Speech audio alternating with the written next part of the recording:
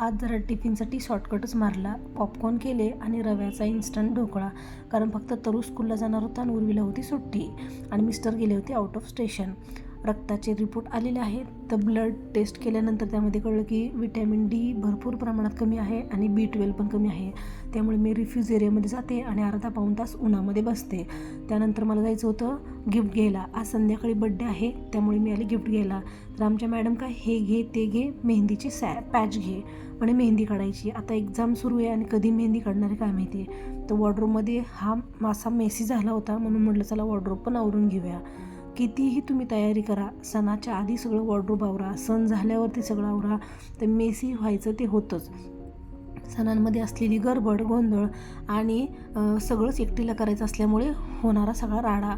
तर हे अशा प्रकारे माझं वॉर्डरोब आवरून घेतलं. थोडं असलं तर पटकन उरकतं, नाही तर आणखी त्याला आवरायला वेळ लागतो. म्हणून पटकन असं वॉर्डरोब माझं पण आवरून घेतलं आणि म्हटलं चला त्यांचं पण हातासरशी आता आवरून घेऊया.